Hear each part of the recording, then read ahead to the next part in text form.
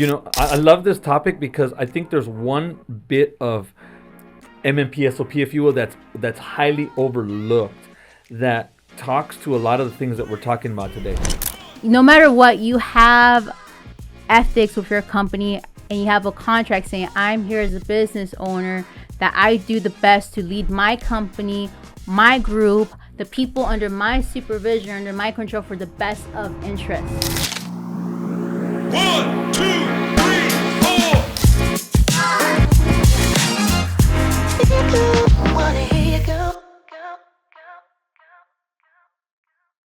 Man, I know you were just talking a little bit about the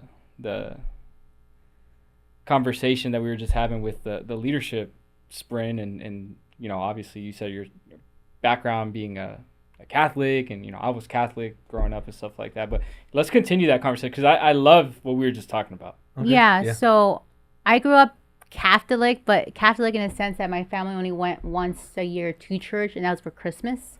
Same. Just to get somewhat of a blessing and so forth, but I actually never went to church on a regular basis, or even I didn't even know how to pray honestly till like 2 years ago. Never opened up the Bible neither 2 years ago. It was just like I was raised kind of like a little animal, just out in the wilderness, no direction, no nothing. And because of that, I also do agree that that probably was one of the reasons why I was a troubled child, because there was no structure of, family-wise, God-wise, or anything. And I did believe that there was a higher power, but never like a God form. And it's more like spiritual, because I started getting into like Buddhism at age 22, 23. And I was like, okay, being a better person. And then I got really into my career. But around 26, that's when I was thinking about forming a relationship, marriage, and wanting to have a family. I felt kind of like empty. Like I know there's something bigger to life, and yes, my career is growing in this, but there's still no sense of direction. And I met my husband. We ended up getting married, and his mom was Christian, and she said, hey, one day, like, I think it would be nice if you guys could come with me to church. And I was open to it. I'm like, okay, let's see what this whole church concept is about. And I went in, and it was a Christian, and it was like nothing like what I was used to, which is, based on sin. It was more about love and accepting. And I started going like every Sunday just to learn, and I really liked it. I really liked the fact that it was about love, acceptance. For people that didn't have a father growing up, like, hey, you grew up with all these bad things around you, and maybe nobody ever loved you as a child. There is one person that loves you and wants you to come to their kingdom, and that's God. And then that message resigned with me, and I'm like, wait, maybe I'm that little black sheep that never had anything, and God wants me to come to Him. And I'm just there, like kind of accepting it, like a little crying a bit. Yeah. And I'm like, I have this calling. So I told my husband, I'm like, I want to get baptized and I want to take classes. So my husband, he was baptized as a child, but he didn't really know the concept of it. And he kind of got out of Christianity and church. Right. And he's like, all right, let's do the class together, because, if we're going to form a family, have children, we want to both have the same values. And my mom thinks that you're a good person, so I'm going to do what mom tells me to do. And we're going to do it. And long story short, I got baptized. I took the course. It was like a 6-month course or so of like what it is to follow God, knowing what it feels to repent and to accept, to surrender. And that was just like ultimate. Like when I went to the Lake Paris and they baptized us there, and I did feel at that moment like I was like, oh my God, I'm so ready to like start a new life in the spiritual sense, because I felt, I was 29 years old, 29 going on 30, and I was like, I'm almost 30 years old, and I don't know the oldest book in history. I know so much about insurance. I know so much about these technical things, but yet I don't know what God is, nor do I know what all these stories have and what morale and ethics are. And I felt like I've been missing out. Like, I'm like, I don't know what this, the most wonderful thing in life is. Dang. Thank you so much for sharing. I didn't know that. I didn't know that story. And we've known each other for 3-4 years, maybe. Yeah. I never knew that. That's so wild. You know what's funny? As you're saying that story, Gabby and I have a very similar story, because I grew up Catholic as well. Went to church maybe once or twice a year, right? Was baptized as a baby, kind of, went to Catholic school for a little while, and then military schools and stuff like that. And then Gabriella was, she was pretty much raised Christian. She came to the Lord at a very young age, but then went through her entire testimony and, kind of going her own way. And then she came back kind of like your husband. And as you're saying that, the way I kind of came to my first church service, because we were talking about a church service, Andrew and I, for those, just to kind of give context, Andrew and I are going through a leadership course at our church, which is in Rancho Patria. And so I wanted to get Andrew's reaction here in a second, but one of the first times I stepped into a Christian church, it was in a previous relationship that I was in. And she was just like, hey, do you want to come to church with me? I was like, yeah, sure. Like, I'll go. And the pastor at the time was Raul Reese. It was Calvary Chapel in Diamond Bar. And he was talking about the story of Joseph. And the story of Joseph, he was betrayed by his brothers, thrown in a pit, and later on becomes king, right? But it resonated with me because of the story. Andrew, you kind of know my story. I went through a 6.5-year probate case after my dad died, and pretty much I was betrayed in, very similar story by my older siblings on my dad's side, and it was pretty crazy. But that's so wild. I didn't know that the stories are very similar. Very similar. That's cool. Yeah, my story's a little different because I grew up Catholic, like you said, both of you, except we went to church every Sunday. We had to go. Right, it was a mandate by our parents, and my parents have been together for 54 years. Oh, congratulations! Yeah, and they still go to church every Sunday, and so they sent us to the school that was at the church, and I grew up there. And there's a whole lot of good, and then there's some bad. And I think as a young boy, the bad overdid the good. Long story short, I was kind of mistreated, if you will, by the teachers and some people there, and that weighed on me for years. And I begged for a long time to not go there. My oldest sister, was bullied and some other things and mistreated by some of the teachers as well. And she begged. And I remember first my sister crying when I was younger. Before I even remember this happened to me, I remember her crying about the way she was being treated by the students and the teachers, and begging my parents to let her go somewhere else, and they didn't. And then they made her go until 5th grade, 6th grade, and then she left and she went to another Catholic high school, and I had to stay there. And that series of events kind of led me to kind of distance myself from the whole culture of the church, because the church and the school were integrated. And then fast forward to I'm 15, and then my grandmother dies, and my grandmother was like one of the, like, they're called Guadalupanas. I don't know if you know what they are. But like, she used to run all of the events at the church and the tamales and champurrado. And so I became very angry because my grandmother was so close to the church in the community. My grandma she'd give her last shirt off of her back if somebody needed it. Like, she was completely ingrained in it. And so at a young age of 15, I became angry. And I was like, well, why would you take her from me? Like, I couldn't understand it. And that's where my pit of darkness kind of really took hold. I was already angry because of the things that happened to me as a young boy, and then trying to go to trying to go to my parents for help. But in those days, it's like, you're the problem, not the teachers, right? You don't, whatever. Like, I don't want to get too deep into that, but so, and that was like the pit of it. And so from the age of like 15 to 30, there was nothingness.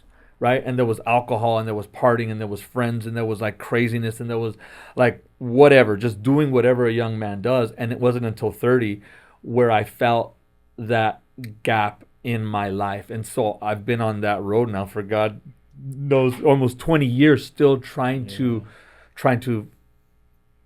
fit in somewhere, right? And like we said before we even came on, it's like I still don't feel right. Although I'm here, we're having the conversation. I went on Monday with you to the church. Like, I'm still showing up. So what I call it my walk of doubt. Most people call it a walk of faith.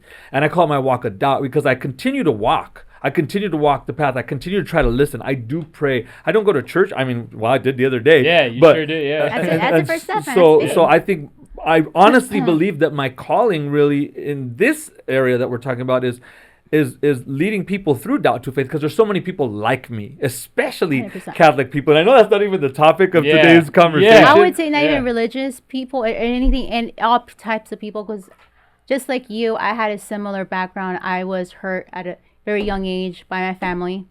And then I was hurt again at a young adult at 19. So 19 to 22, I had a very dark age. I was like, God must hate me because I'm a piece of shit. My family's a piece of shit.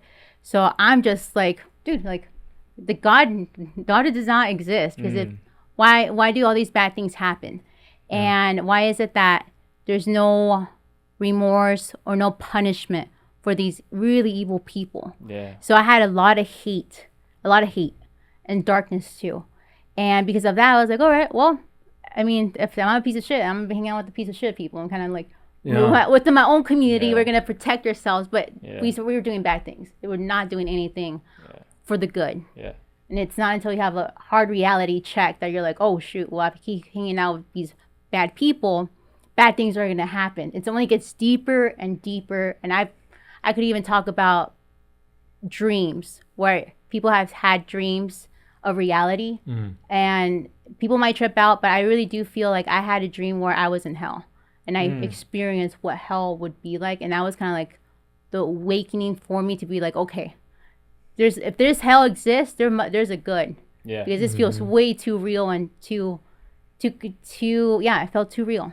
You know what's crazy is I've over the past probably like 2 years I've had this, and it's funny that we just said right before we come on, let go and let God. We don't know where this conversation was gonna go, and this was not my intention for I'll talk about this, but so be it, right? And so over the last 2 years, I feel like I've had a lot of conversations when it comes to this topic of people's walk, whether it be through faith or through doubt or through fear or through whatever it is. And so I think that what it comes down to is like when we're walking in a place, whether it be in our career, whether it be with a relationship, whether it be in a season of our life, I think we were having this conversation the other day. What it comes down to is, do you feel peace about the decisions you're making? And do you feel peace at night? Do you feel peace? And if you feel that peace, we know that it's coming from God, right? If we're feeling uneasy, if we're feeling uncertain, if we're feeling doubtful or fearful, then, well, just like there's a hell, there's a heaven, and just like there's a God, there's a devil, right? And what the Lord wants us to feel are love, peace, gentleness, kindness, self-control. What the enemy wants you to feel is doubt, fear, anxiety, stress. These are all things that he wants you to feel, right? And so, I mean, yeah, this is it's interesting, and I know we got to dive into whatever. Yeah, we'll dive into it. But the thing about it is when you talk about, you know, God wanting you to have peace and all these good things associated with it. Rocio mentioned it earlier, where she said, you know, you're led to believe certain things, and when I was a kid, it was a punishing God, right? It was a God of rage and a God of wrath, and obviously there was love, but it was like, you know, there was a certain punishment associated with it. So I think for me, and maybe even some of the people who might be watching it today who are a little bit older than I don't know, maybe you guys even experienced it too, that maybe that's something that subconsciously you're still like wrestling with. It's like, how could it be if I was taught that it was this way, you know? And I think that's why there's this big movement between, like, you know, I was Catholic and now I'm Christian. Like, Catholics are Christians, right? And that's one of the divides that I personally don't like. It's like, if we're all people, why do we have to continue to label right, and separate things? Like, if you love Jesus, you love Jesus, and it's like I'll tell you another traumatic event that proves the point. Is I got baptized. I went to Erwin McManus's church. They're called Mosaic in Hollywood. And I'll tell you the story about it, how I came to that another day. But just note that it came all through a walk of doubt. And then just something just kept pulling me. Yeah. And I decided one day at church to go up and get baptized. I was the first person in like 1,000 people to say, I'm in. Like, this is when I had just left my corporate career. I told my wife, I want to prove to you that I'm on this new thing, that I'm accepting faith, that we're on a walk of faith. I go out, jump in the water on the middle of Hollywood Boulevard, like on Hollywood Boulevard. They had these huge water pits, right? And he himself was in the waters with you, right? And so I felt good and cleansed and excited. And so on the way home, we went to dinner and lunch and started calling people. I have some friends who have supported me for years, and then I called my parents, right? And my parents are wonderful people, but I'm just gonna tell you what happened. And I called them and I told them, and it was almost as if I betrayed them, right? And I went from this ultimate high to like this ultimate low, where it was like, why did you get baptized? You're already baptized. And it was just the tone, and it just, for me, it just relit all of that. Yeah. You said hate, anger that I had inside about this idea of being Christian and Catholic, if you will, because to me they're the same thing, even though you guys see they're separate. But it's like, I couldn't understand that. And here I am, a grown man, so I can only understand it as a kid or 15-year-old. Anyways, so that kind of put a real damper in the momentum that I had gained in the several hours prior. And I'm going, wow, okay, so let me just shrink back into where I was, and it's easier to just leave that all out because I was happy where I was. I guess I was happy being miserable, and let's just keep moving that way. Anyways, so there's a teaching that I heard recently, right?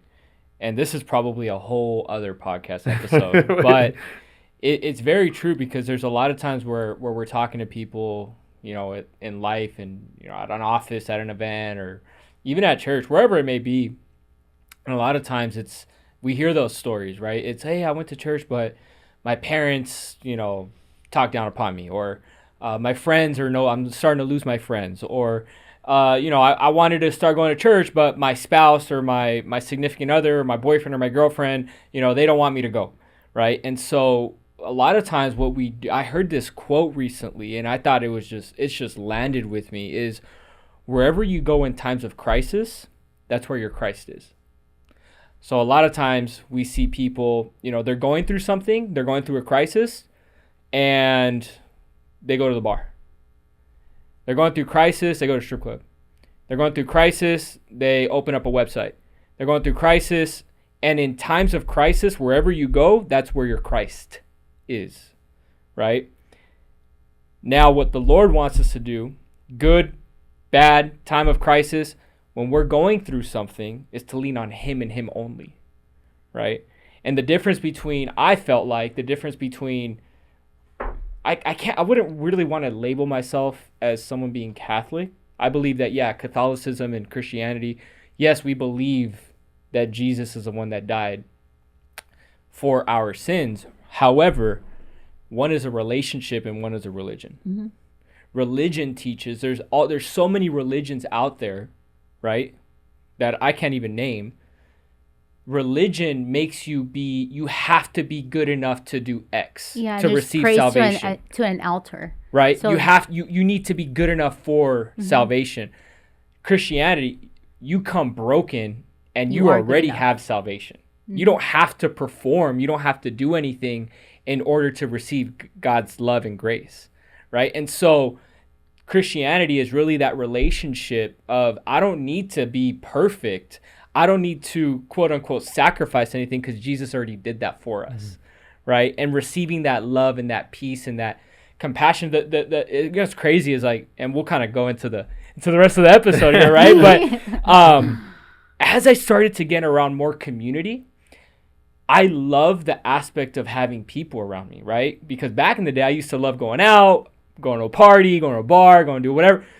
Now it's like, I still love the aspect of community, but now I'm doing community with people that are like, we're living life. I don't have to go to the bar, not against it, like no shame or anything to anyone that does it. I don't have to go get drunk in order to feel accepted, right? Because now I started looking at the parallel of like, I was drinking and doing all these crazy things because maybe I just wanted to be accepted by my people. I just wanted to be accepted by the community that I was in. Mm-hmm. Now stepping into a different, a later part of my, a separate part of my life, as I went through that transformation, I'm already accepted. And what I started to realize is that everyone is just as broken. Mm-hmm. There's no shame on, there's a guy I was talking to the other day, man, praying over him. I was telling you the story a little bit. Gentleman that was renting from me, and man, I haven't even said this publicly yet, but he was straight pedophile, man.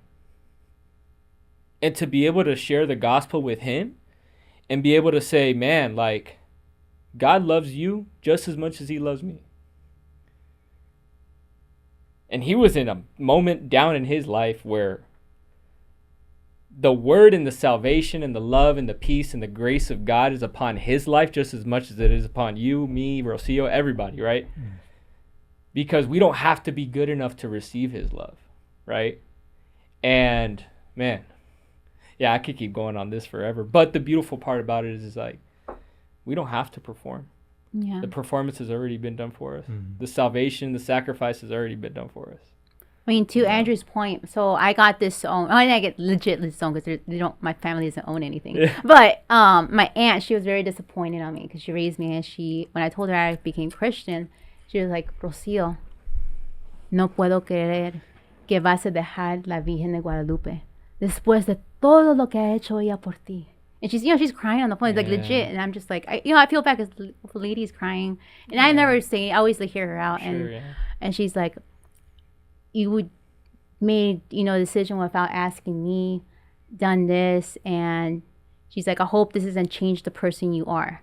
And I was like in my head, I was like, Aunt, like I'm doing this because I'm going to be a better person. Like I'm not that person anymore. Like, and it is true. I think it might be a cultural thing. And she's old school, so my whole family was like, wow, we can't believe you did this. Yeah.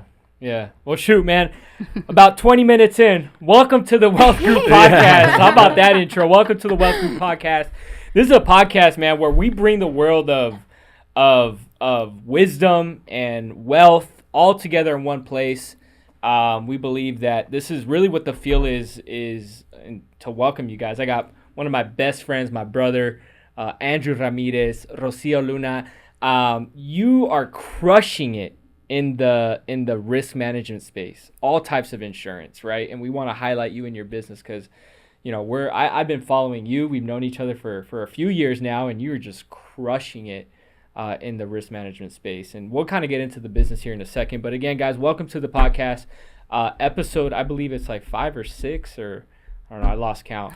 But at the time of this, I think we're already past the Wealth Builders event. By the time that this drops, I think this drops the week either of or before or after. So if you went to the Wealth Builders event, welcome. If you met Rocio, I'm sure she's already getting in contact with you. But guys, welcome to the show. All right. I know we already had like half the episode. I know. I know we dove deep into this. We dove in.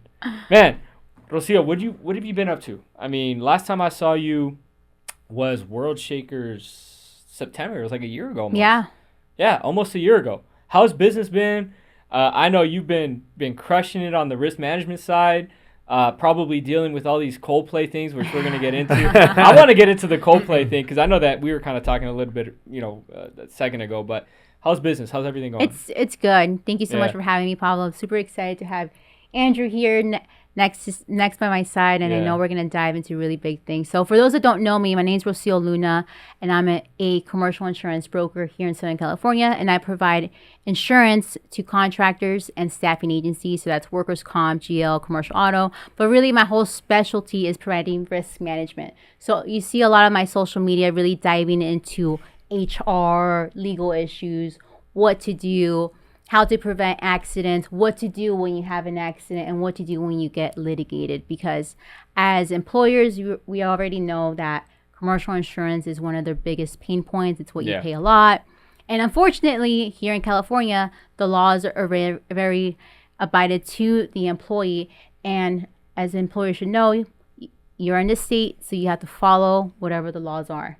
And it's easy to make a mistake because California laws are always changing. But to your comment about the Coldplay, that was we'll get into that because it's funny. I feel like almost everyone, well, not everyone, a lot of people have seen this Coldplay go viral, and it's funny because I love it. My brother Andrew here has not seen it yet. We were talking about it. He's like, what are you guys talking about? Coldplay? What's We'll get into that here in a second. But I want to get if you can, kind of give us a little bit of a market update. Right? Obviously, the podcast is, we're going to talk lifestyle. We're going to talk faith. We're going to talk business. We're going to talk building wealth. But depending on the episode that you tune into, you're also going to get market updates, right? And you specialize a lot. I know insurance. We're more on the life side, which we'll talk about that as well in a second. But you're more on the property and casualty side and commercial side, liability side. I know I've seen a lot of things go crazy in specifically California with homeowners insurance and just insurance in general. What is like the latest up-to-date stuff that you've kind of heard? Why are things going up so much? Like, what is it that you're hearing on, obviously in the streets? Yeah, so everybody has experienced their personal auto go up, right? Auto is bad. If you thought personal auto is bad, commercial auto is really bad. And rates have skyrocketed 5 times. And along with that, because so many claims have been paid out, and then unfortunately we had the fire here in California, that blew out a lot of the property insurance carriers. And along with that, we have the ICE raids. So ICE raids have really, really hit construction, really have hit my temp agencies. And there's a labor shortage. There's also a lot of things going on with jobs being delayed because work is not being done. So along with that, the market updates, what I'm seeing right now is there is a pause right now in construction. Things are moving slower and rates are increasing. So a lot of employers, what they're doing right now is they're being very conservative on their cash. Right now, everybody's trying to see, how can I save money? What can I do? If you thought maybe, I've been in the insurance space about maybe 10 years this September. I've been in the claim side for 7 years. And this year, 2025, I have really seen an uptick on employers saying, okay, I need to look at my insurance now because I've had it renewing automatically. I've been doing kind of the same things, but now like I'm paying 20K, 10 plus K, 100K more in insurance. What is it that I'm doing wrong? Where can I save money? And really taking into procedures, because now, unfortunately, it's California, so a sandwich could get sued for being a sandwich. So if you get sued and you don't have the right proper coverage, you still are going to have to pay out of pocket for an attorney to defend you, for you to get your paperwork in place. And that is something that people are really now looking into, saying, okay, like, how can I be compliant? What steps do I need to take? That's interesting. I mean, that's a lot. But one of the things that you just said that really stood out to me, which is, if you're a business owner, you're listening to this, Rocio said, this is a time right now when a lot of people, I'm seeing it on our side, right? We got clients that are putting, they were putting in $1,000, $2,000 into policies, and now people are definitely in a savings type of, they're trying to see where they could cut costs. Yeah. Right. Inflation is going up, and we talk about it all the time. One of the biggest things that holds people back from building wealth is inflation, right? As the cost of living goes up. Credit debt too. What's that? Credit as well, right? Credit that's the highest, right? One of the biggest things that holds people back from building that wealth is inflation. It's what's going on with the U.S. debt. The U.S. debt just passed $37 trillion, which is crazy. And if you're a business owner, you're taking a look at your finances and you're saying, okay, where can we cut costs? Insurance, especially if you're a business owner in California, homeowners insurance, right? Homeowners insurance, auto insurance is crazy. I just had to re-up my auto insurance. I just had to re-up my homeowners insurance because I created an ADU and I had to get more insurance and stuff like that. It's crazy. It took me like 4 companies to go through to finally get insured. It was ridiculous. Mm-hmm. But especially if you're a business owner, taking a look at those policies. What are some of the things that you're also taking a look at when you're dissecting somebody's policy, whether it be a business owner, whether it be a workers' comp plan? What are the specifics that you're really taking a look at to say, hey, maybe we could cut costs here a little bit more? Yeah. So we have to first see what you have and what you don't have. Because if you are, I'm just going to say, a contractor, you're a large contractor, you have 50 men, and you carry the basics, the GL, workers' comp, auto, but you have no APLI. No employers practices liability, no directors and officers. And again, it's all based on your finances, but employers practices liability. That is to protect you in case an employee were to sue you because they were wrongfully terminated, they felt harassed, they felt that they were mistreated. That could happen at any moment. And if this employer were to get hit by an employee claiming that, hey, I got let go, but in reality, this guy wasn't showing up to work, had been calling on and off, just bad history, if the employer doesn't have insurance to cover himself, or he doesn't have traction of all the documentation that needs to take in place, because oftentimes what happens is that it's so quick, they're like, oh yeah, well I texted him, I called him, or hey, I forgot to call him, but I told him I was mad. I'm like, no, buddy, it doesn't work that way. You have to like write it up. You have to keep a document. You have to have records of it, because you're not going to tell the attorney, oh, well, I thought he understood what I meant. That it doesn't go that way. So kind of going to something more practical as far as like, was this an insurance deal thing? What was this? And what we're talking about is the whole Coldplay thing, right? Because you said something like even on protecting the directors, right? And there was this big Coldplay. So just to kind of catch Andrew up to speed, right? There's this big Coldplay concert, and these two executives. There's a CEO of a company. I forgot what the company was, but there was a CEO and one of the people at on the team, right? And they got caught. And I'm gonna play the rest of the video HR here. Yeah, director. it was an HR director. Oh, goodness. Right? CEO and So HR the CEO, director. think about this: the CEO and the HR director, The head one. the head HR director, right? Out of all people. So let's take a look at this video. I'm gonna play it here in a second, and I want to get your reaction to it. Yeah. Oh, look at these two. All right, come on. You're okay? Oh, what? Either they're having an affair or they're just very shy. So how does that? I'm curious to know your reactions on that. So okay, give me a little bit more. The Like CEO so, is the guy hugging the HR director. The Coldplay is just, they have a camera that randomly It's just on the spotlights. jumbotron. Yeah, it just spotlights people. and they just get So caught. they're at Yeah. it. They probably Because- told their spouses, "Hey, we got a team outing." Yeah. Oh, they're married too. Yeah. Like They're to both other married. people. They're married to other people. Oh, That wow. that doesn't even matter, because they're still in the same company, right? Like They're in the same company. But yeah. Right? And then Jumbotron's going around. They're probably in a suite. And then the camera goes on them. Right? And this thing went viral. That's why I said I'm surprised Yeah. you didn't hear about it, right? I actually saw the picture. I just didn't have. You didn't know. I didn't know what it You was. frame it up. Yeah. So why do we bring this up? Because, Rocio, you were talking to me about this when this happened, right? A second ago. Could this have been an insurance play? Yeah. Right? It is, most definitely. Yeah. The company is going to use their insurance if, more than likely, I'm sure they've received accusation, vendor saying WTF, like this is on the news. And then for companies, that's also kind of like backlashing on them, because it's like, whoa, that's your CEO. I do business with that man. I don't want to be associated with a worldwide company that follows ethics. Now your business is going to drop, because you're more than likely getting like calls up For because sure, you emails. People dropping contracts, I'm sure. Yeah. And then maybe employees saying, oh yeah, well that one time he sent me a little note, or he suggested we go out for Yeah, it opens up a can of worms. yeah, exactly.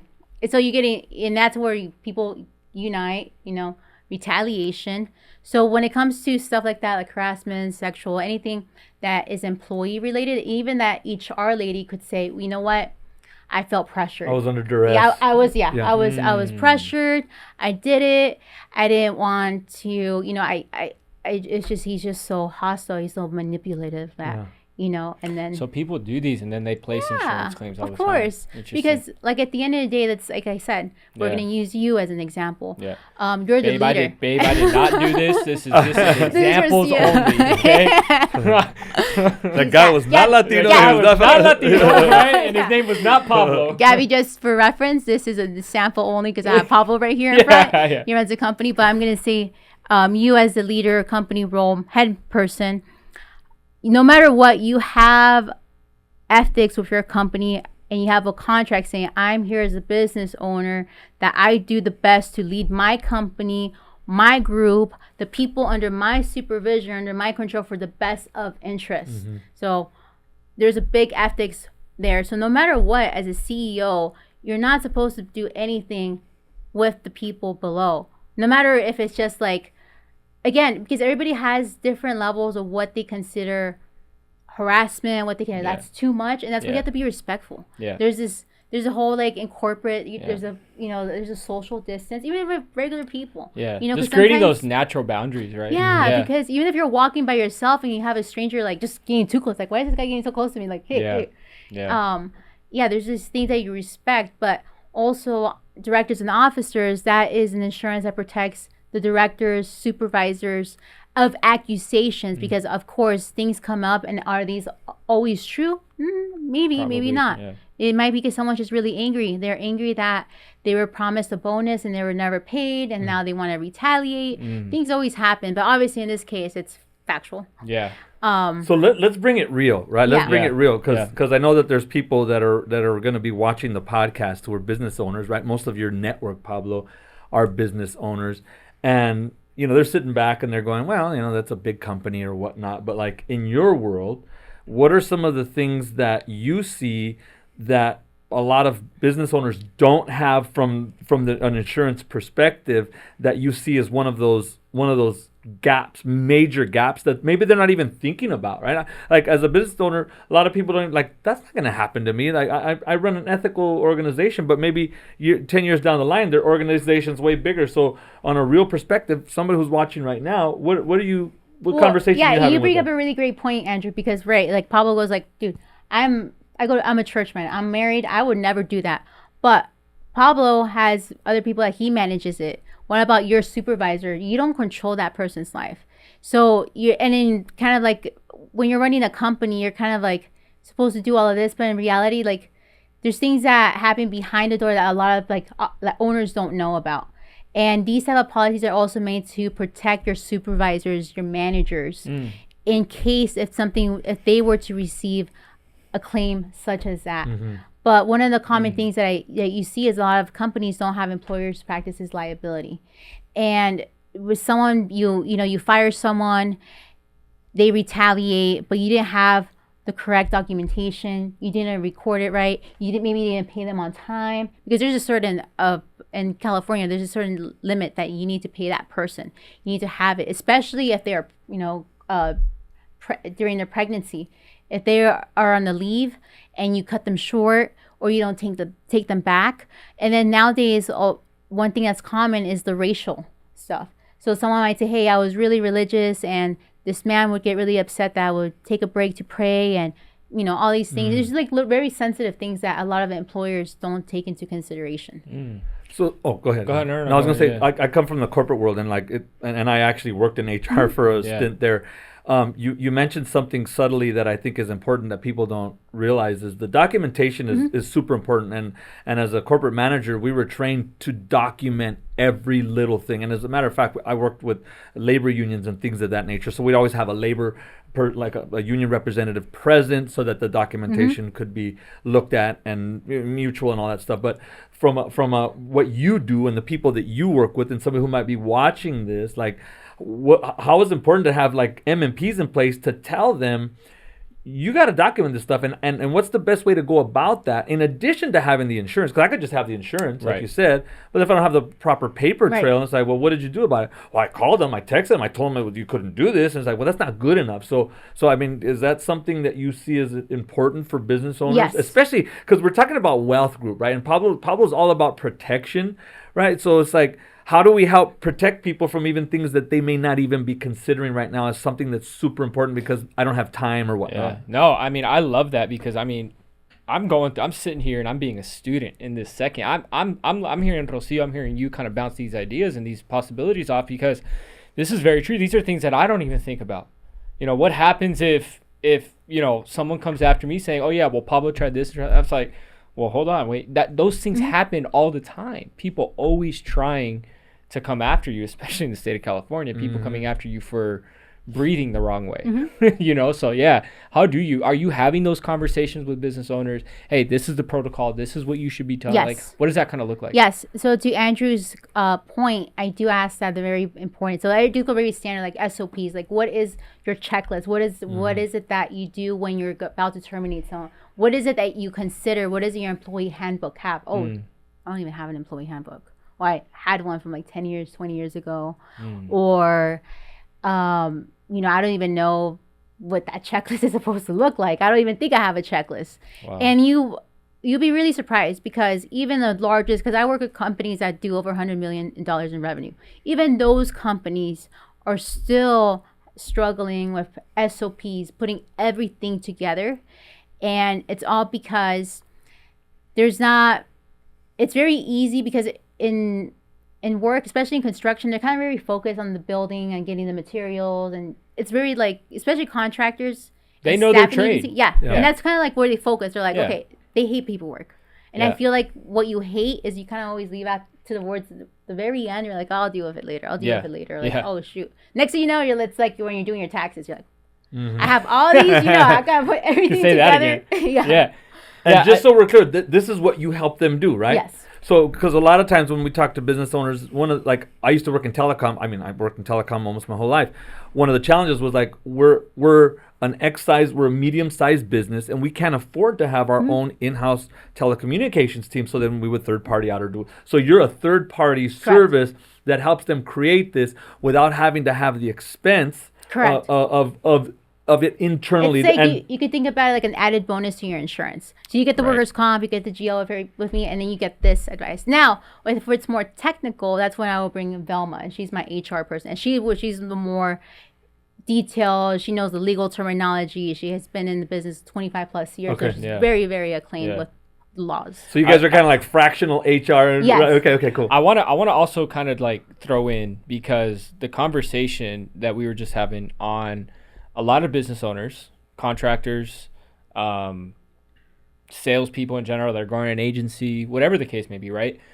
They get so focused on selling, marketing, branding themselves that they completely forget. We were working with a company earlier this year, 20 years in business, family-owned firm, and super successful, right? Well, they hired Andrew and I to come into the business and kind of do more of a business audit, which is something that, Andrew specializes in. He's done this for me as well.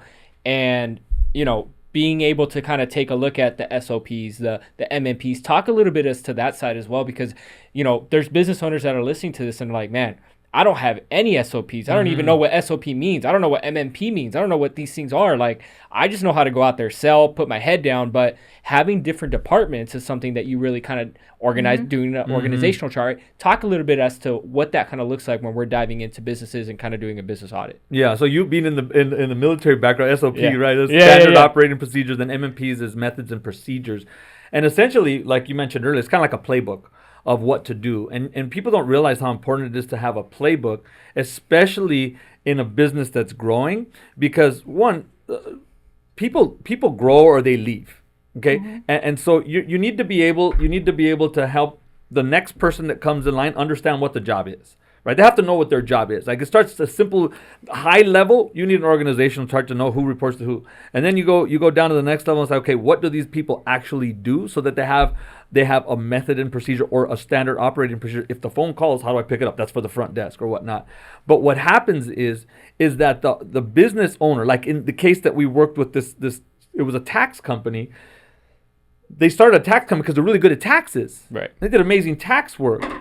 And now they're trying to expand the business. They're trying to grow their teams. They're trying to replace the tax person with a new CPA, but they don't have the documentation in place to be able to replace that person, right?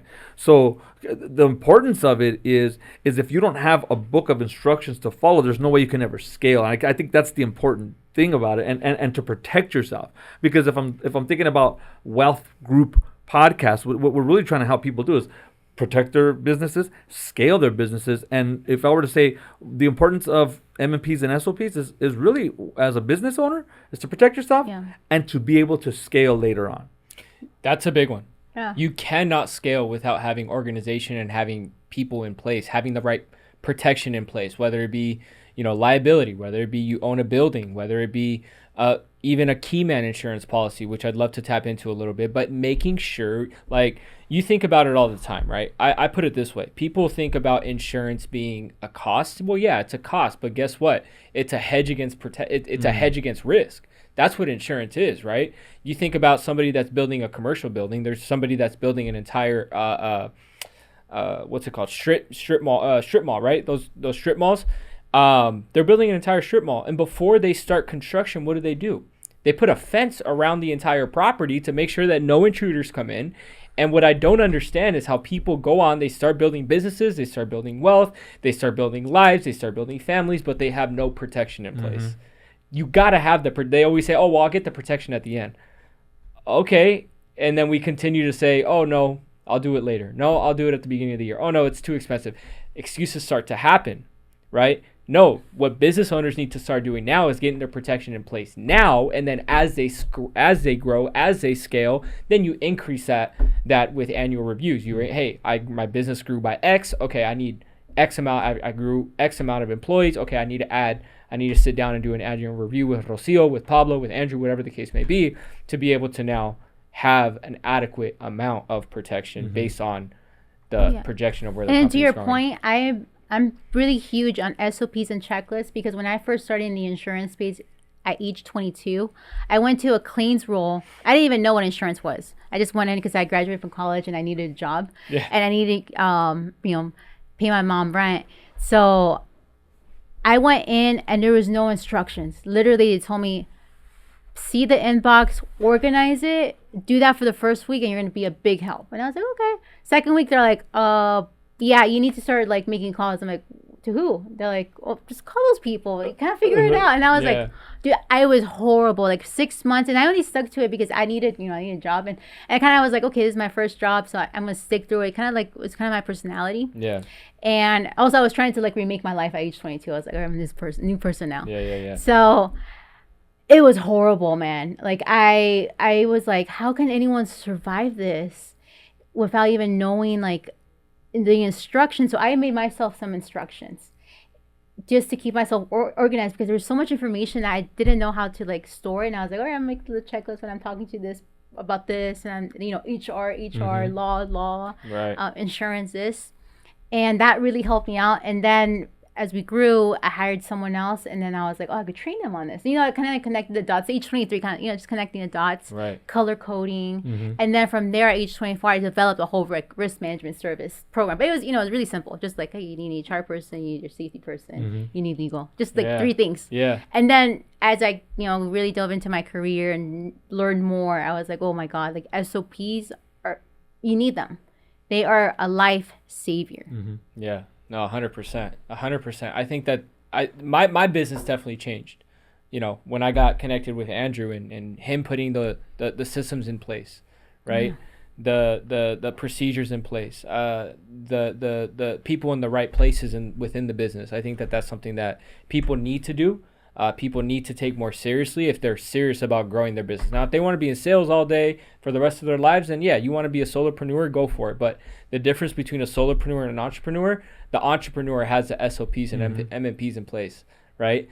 A lot of people nowadays call themselves entrepreneurs when they're solopreneurs. No, and an entrepreneur, so you're thinking about the other people. Yeah. Because when you want to grow your business, and I think as entrepreneurs, 99% of people care about their people. It's actually, I feel like entrepreneurs actually even like, they're like, okay, well, what can I do to pay these people? Even though I'm not going to get paid, I got to figure something out where I could pay them. I've done that where I haven't even paid myself, but I'll figure out different ways of like, how can I help support this person so they get paid on time? Because that's one thing with me, because everybody know, like, I'm sure you've had late payments or someone doesn't pay you on time. How like that, it puts fear into you, because you're like, well, how am I supposed to pay my bills? And you think you put yourself in the other person's shoes. I'm like, I want to make sure this person's happy, taken care of. And that's what you think. You want to make sure your whole group that you have is happy, they feel good, and they don't feel like they're alone. Because I think that's why when people leave, because they feel that the employer is taking advantage of them, not listening to them. Right. I love this topic because I think there's one bit of MMP SOP, if you will, that's highly overlooked, that talks to a lot of the things that we're talking about today. And it was an exercise that you and I went through with the client we just spoke about right now. And it's a simple document of writing down your values. Oh yeah, that's good. People overlook that piece of it. And especially like if you're an entrepreneur, we're talking to mostly entrepreneurs, business owners and stuff. If you haven't identified your SOP of values first, then your hiring practices, the way that you interact with your employees, the way it's going to grow, is going to be dictated by the wind, right? Like one of the challenges that we had with these people is like, well, we have some people that maybe work or some don't work. It's like, well, let's see your values. Let's see a list of your values, and then we can say, do they have this, and blah. We don't have those written down. So how do you know that they're the right person for your business? So one of the things that I know Pablo absolutely does all the time is when he's sitting down with a person, he does checks in his mind because he knows what his values are. Right? Yeah. Are they a family person? But that's huge in having it actually written out, because that's a hard lesson. Well, I mean, as I mature, that's one thing I've really gone and dove into, like values, instead of like how much do you want to make it? Because when you're starting a company, you're like, okay, I want to bring this person who's like super hungry, tenacious, blah blah blah. But if your values don't align with them, and that's completely my fault for not asking. Yes. Because I was like, okay, who cares? This business is business. Yeah. But it's so true. Like the way someone is a big impact on how your business will run, what they will do morally, because sometimes all that person cares is just about money, and they don't care about hurting other people. Yeah. And so, I get people, young guys, right? And I consider myself young still. But I get younger guys, right? Guys in their, 18, 20 years old, 21 years old, and they're like, Pablo, I want to start a business, or, they're hustlers, and I'm like, man, I see myself in you so much, right? And they're like, I want to start a business. What's the first thing you recommend to me? And I'm like, make sure you have your vision, make sure you have your mission and your values written out. So true. Because when you don't have your vision, you're going to become part of someone else's vision. And when you don't have anything that you stand for or values, you're going to just start taking any opportunity that's just good for money, right? And yeah, I get it. You got to put food on the plate for your family. But at the same time, if you're starting out, you don't want to be partnering with the wrong people. Oh, yeah. There's been so many times where I've partnered with the wrong people and they become a representation of me. It's like my wife, right? If me and my wife didn't have similar values, then she's a representation of me and I'm a representation of her, right? We're all married here, right? Imagine our partner not having similar values as us. Yeah. It'd be bad. Running in two It'd be different going in directions. two different directions, Yeah. right? It's the same thing with business, because you're building a relationship with your partners, you're building a relationship with your clients. And so whenever we do events, whenever we do the podcast, whenever we do things, it's like trying to align as many of our core values with guests, with clients, with audiences, with events from the, I don't like to say from bottom to top, but with everybody within the team. Because now let's take the event that we just had, or that we're about to have. I don't know when this comes out. Depending when it drops, right? I think it's with the event that we just had. All of the speakers are so much like Rocio is one of our speakers. Everyone's so aligned within their core values, right? Everybody on the speaker panel, everybody's married. Every single one of them are married. Almost all of them have kids. Almost all of them are business owners. There's so many things that are just so aligned in terms of providing value or even growing. So yeah, aligning yourself with values, man, I could talk on that for that's a whole other podcast. Let me ask you this one thing, Yeah. and I love this subject because we're talking with Rocio and we're talking about MMPs and SOPs, and these might be things that people don't necessarily think about sometimes, but those are things that go into the protective layer of not only you, your reputation, the business, the future of whatever your growth is. I want to challenge Pablo right now to share with whoever's watching right now.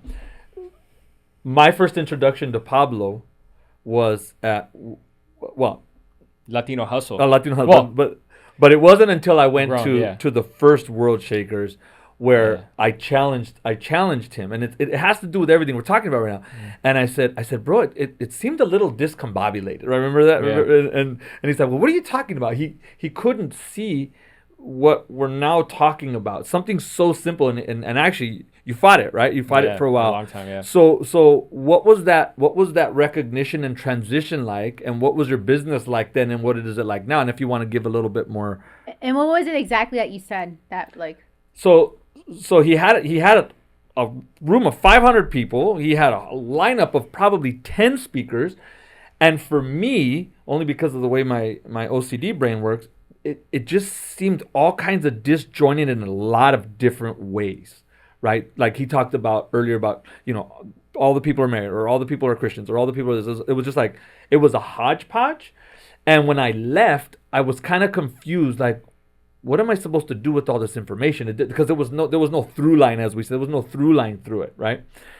So that I mean, in a nutshell, that's what it was. And I loved what he did. I loved his energy. I loved his ability to bring all these people together. I was like, bro, I think there's a better way we can serve these people if you're open to some suggestions. And so that's when we had the conversation. So what was that like for you, going from the hodgepodge to now? And how did you take that comment? Yeah, no, that's a great question. I did fight it. The honest truth is when Andrew came, we have a story where we tell all the time. Andrew came knocking on my door probably like 5 or 6 times, and every single time I put up a barrier, right? And I think I was at a different stage of my career. You just defensive? In my mind. What's that? Were you just defensive? You're like, I don't know protective. if it was more protective. Okay. It was more of a protective thing of like, I was very stuck in my own ways of like, this is the way that it's going to get done, whether it's oh, okay. like, this is the way that it's got to get done. And ultimately what it was is I think what it came down to is one of the podcasts that I used to have, you were on the podcast and you said something, which is now really much kind of like our mission, right? Is a map system. We're really maps for people, is mentorship, accountability, plan, and support. And so when he said that, at the time, something clicked for me, and I was like, wait a second, if I want to scale anything, we need to have 4 things in place. We need to have mentors in place. We need to have accountability in place. We need to help our agents and our agencies and business partners have a plan in place, and they need to have support, right? And so when I heard that, I was like, oh, wait, this guy is actually bringing really good value. And I think something clicked inside of me where the Lord kind of just spoke to me and said, well, if you want to get to somewhere, you got to get out of your own way. Right? You got to be able to rely on people, and you got to be able to release the control that you're trying. And that's something that I am notorious, or I'm not going to proclaim that over my life anymore. I was a control freak, right? Especially because like I had built a lot of things on my own, and I had this pride. And ultimately what it came down to is the Lord shaking me up and saying, you need to relinquish control. If you want to scale and you want to grow, you have to be able to lean on other people that have more experience than you in certain areas. And Andrew just kept knocking. I'm so grateful for Andrew, because he was somebody that when I was able to finally put my trust in God, but obviously put my trust in him with certain areas in our business more than tripled, right? And I could say that honestly. I mean, it's more than tripled over the last 2 years, right? Nice. That we've known each other now. And now I feel like when you grow, you kind of grow down first. It's kind of like a tree. Like the roots grow down first. The last 2 years has been the roots, right? Now it's starting to perk up. And I believe the next 2 to 5 years, there's going to be so now you much have systems growth. in place. There's systems in place. Yeah. But to kind of answer your question is, how did I take that? Well, number one, it was hard. I had to relinquish control. But 2, well, let's talk about your values. yeah, So I think it had to come from me. Yeah. Right? It had to come from me, and it was it was like I had to also heal from my past trauma in business, which was a big one. Which was what? Like, that's a whole different. oh, yeah. Well, but you what was mentioned it what was earlier. The whole family thing was the big. Well, I had a lot of trauma in business with family, but also with partners that have done me wrong, which was because I didn't have my core values in alignment. And then I started asking. I was like, okay. I started looking at Andrew, and I started to see, okay, is the fruit there? Right? Does he have other successful clients? Does he have case studies? Yes, absolutely. Is he a family man? Yes, he is. I'm about to be at the time when I met him, I wasn't married yet. Is he running a successful business? And how's his marriage look? He's been married for 30-ish years. I always get this number wrong, right? He's got a beautiful family, right? And there's so much fruit there. And I was like, man, like this is a guy that I could actually start to take a lot of advice from. And so I was just like, all right, let's roll. And I just I felt peace about it. Going back to the beginning of the podcast, I felt peace about it. And when I make decisions, my wife and we say, babe, do we have peace about making this decision? Do we have peace about going to this service? Do we have peace about doing this event? Do we have peace about working with this partner? Do we have peace about starting this podcast? And if the answer is yes, then obviously we go through our process, which is, we pray through it. We ask God for the acceptance, and then it's like, yeah, absolutely, let's go. Let's go for it. The Lord wants us to be successful. Yeah. The Lord wants us to have abundance, right? We don't want scarcity. So anyways, And there was does that answer? Does yeah, that yeah, answer and the there was a question, kind of? specific reason why I asked the question. Yeah. And it has to do with Rocio and why she's here today, right? Yeah. Because all entrepreneurs are sitting here, and I'm sure there's something that she said or we said about SOPs, MMPs. We've worked with so many people who say, well, I don't have any of that place. I don't have, but they fight it and they Yeah. fight it and they fight it. And the Yeah. reason I brought it up was because initially you fought something, a simple suggestion, 100%, right? yeah. So like if somebody comes to us and say, hey, you know, or we meet somebody and we know that they need what Rocio offers in the business, whether it's the MMPs or whether it's the fractional HR that her Yeah. partner does, you know, I want them to listen to what we're saying, to say like, yeah, there's a difficulty in releasing the control that you might have over your business, over trusting somebody with your business. But if you get the right professional to Yeah. set you up appropriately, like Rocio, right? And because that's why we have you here, right? Then you can not only protect yourself, but then feel confident about the growth and the future of your business. So That's good. Yeah. that I just Yeah. wanted to loop it back to why I Yeah. asked that, so that Yeah. because you're obviously I mean, the expert partnerships here. are true. I just like you. I had last year. I experienced, I guess, my first bad partnership in business, and these people, they're married, kids. That's why I thought we, aligned first. Everything looks all pretty on paper until you see them. Yeah. But people's bad qualities will show, and that's one lesson that I learned, because I was like, okay, well, I'm gonna let it slide. This, little things. But then once you start seeing that other people aren't picking up, they're not working as hard, but they want to get more or the same as what you're bringing into the table. And it's about, because sometimes I guess like I was kind of really upset, but I was like, just because I went through this bad thing doesn't mean that everybody has that, because someone Yeah. might look really shiny from the outside, and then once you get to know them, it's kind of like that's Yeah. the front. Yeah. And that's one thing that I learned last year, is that you still need to trust the process. I guess terminate the relationship, forgive, don't wish them any harm. Actually, just leave it, as Yeah. it is, Yeah. and don't go down that rabbit hole of that. But you are going to meet, good and bad people as it goes, and it's about being protected, doing the right things. And actually, my thing was analyzing the situation. Don't take something because you are desperate or need a change or need to get onto it. Like, actually seek someone. That's something I didn't do. Yeah. They should have sought someone, looked at it, helped you guide through it. Maybe Kate, Yeah. from a bigger perspective, like Andrew has so much experience. I should have gone with someone like Andrew. Like, hey, does this look like a good deal or bad deal? Yeah. And I just want to acknowledge for a second, while you're looking up whatever you Yeah, look at, yeah. that we've all been hurt before, whether that's in business or in our personal lives. Yeah. Right. And it's up to us to, one, acknowledge that and look out for the red flags Yes. that we might have seen in the past, but then to be able to trust again. Right. And so, like, you talked about getting burned, and Pablo talked about getting burned, and I know I've gotten burned.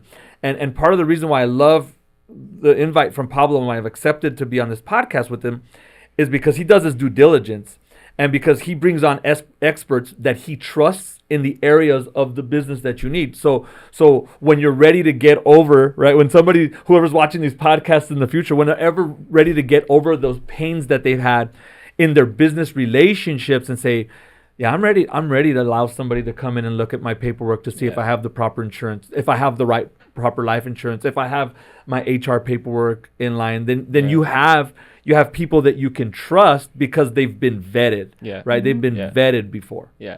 Here's what I'll say, right? And it kind of ties just everything in, right? Whether you're looking for somebody to partner with, whether you're looking for somebody to coach you, whether you're looking for the right insurance agent, real estate agent, tax person, whatever, understand this. I always go back to the best book there is, right? And that's the Bible. There's so much wealthy wisdom in there, is what I kind of like to coin it. Proverbs 11:14. Without wise leadership, a nation fails. There is safety in having many advisors, right? You look at major companies, you look at great organizations, you look at professional sports teams. Every single one of those types of organizations has many advisors, and they seek counsel, right? You got to make sure that you have a great board of advisors. So that's what I would say. when it Yeah, comes to you're growing a business or protecting your business. And you know, one of the things Yeah. I should have considered at that moment, and you could take it as what it is, but I guess one of the red flags is that they didn't believe in God. You know, I was at that, you know, a year ago, I was like, okay, you know, people have different missions and they don't, but they just didn't believe it. Yeah. But I was like, okay, people could still do business. But now, you know, as I went through, like, you know, analyze the thing, I was like, dude, that was a red flag right there. Yeah. Like, I should have, you know. Yeah. I mean, So you gotta write it on your value Yeah, statement. yeah. exactly. I mean, It is everyone what will you want have in my their values. their ideal client, right? We Yes. call it their avatar client. But all that to say, man, we could keep going. We're gonna definitely have to go back for a round two. We'll definitely do a round two. Rocio, man, thank you so much. Before we log off, anything additional that you kind of want to throw out, and then I'll go to Andrew as we close out. If you're looking for life insurance, go to Pablo. Pablo is super experienced, knowledgeable. Andrew knows his systems. He's like the marketing genius. Honestly, he has, you know, a few conversations that I've had with him. It's amazing. This guy's changed my business for sure. Mm-hmm. 100%. Thank you. I appreciate that. No, 100%.